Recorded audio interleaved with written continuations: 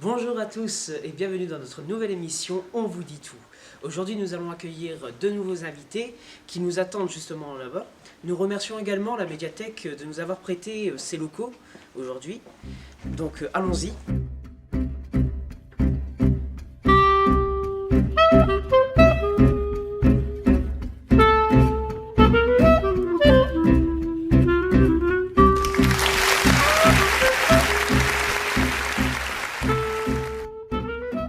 Alors, On vous dit tout est une émission qui va vous permettre de savoir les plusieurs thèmes, dont notre thème aujourd'hui est le harcèlement.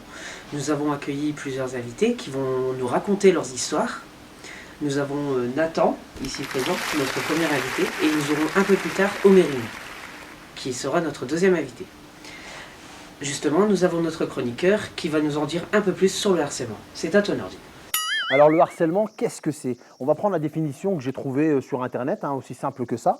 Donc le harcèlement est la répétition de propos ou de comportements ayant pour but ou effet une dégradation des conditions de vie de la victime. Cela se traduit par des conséquences sur la santé physique ou mentale de la personne harcelée. Donc c'est puni par la loi, bien évidemment, et il s'agit par exemple d'actes suivants.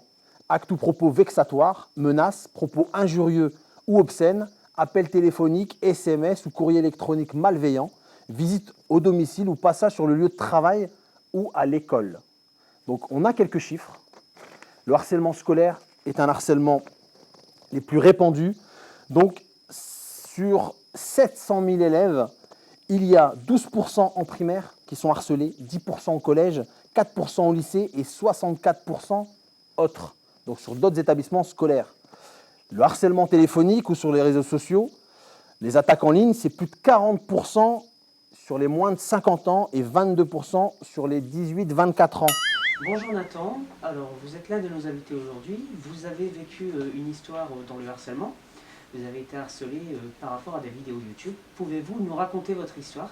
Alors un jour, j'ai décidé de créer ma chaîne YouTube. Du coup, j'ai sorti la première vidéo, quoi. Sous cette vidéo, il y avait déjà des commentaires négatifs, donc je me disais que comme c'était la première vidéo, on allait laisser, on allait voir au fil du temps tout ça.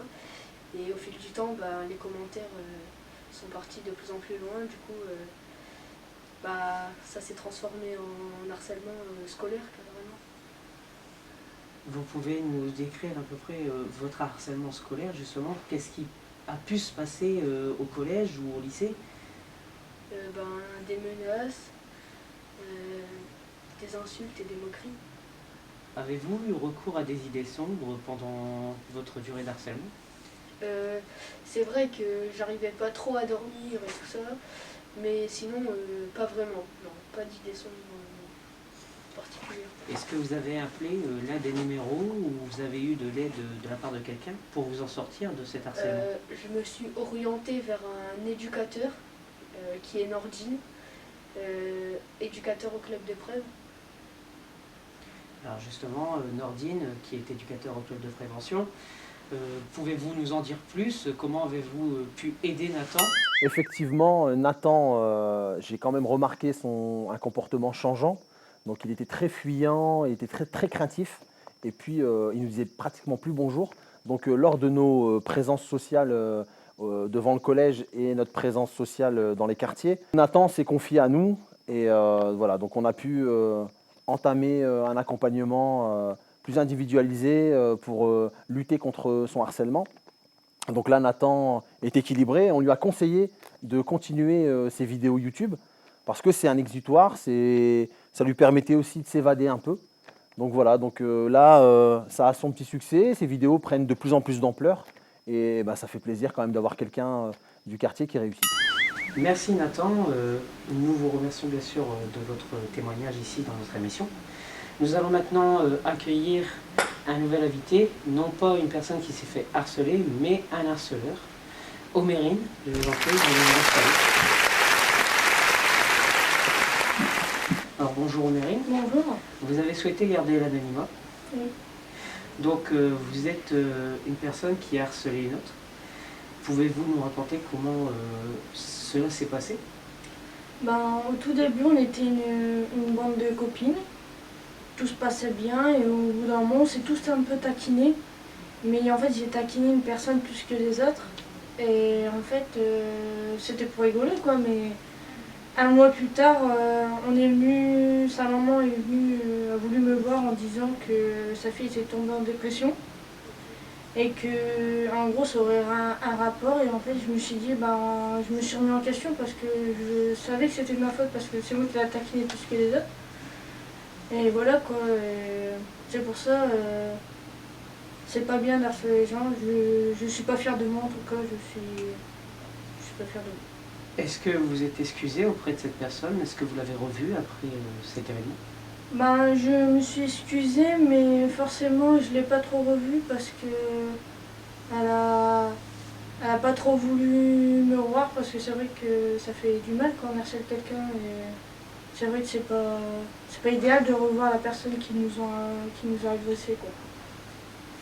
Vous êtes donc remis en question? Oui. Comment avez-vous fait? Avez-vous eu de l'aide de la part de quelqu'un? Alors oui, après j'en ai parlé à mes parents et après on a été consulter une psychologue parce que j'aimais bien encore taquiner les gens et en fait au bout d'un moment je me suis dit allez Mélanie, il faut aller revoir une psychologue pour tout apaiser, quoi, arrêter d'harceler les personnes. Pour résumer, on conseille aux harcelés de libérer leurs paroles, de s'ouvrir, de se confier aux gens. Et nous avons bien évidemment toutes les informations qui vont s'afficher avec un numéro vert, le 0800 200 3x0, le 3020 aussi, c'est un numéro gratuit pour les jeunes, pour les personnes de tout âge. Donc si vous êtes harcelé, n'hésitez pas à vous confier à quiconque parce qu'il faut libérer la parole. Merci Mélanie. Voilà, notre émission touche à sa fin.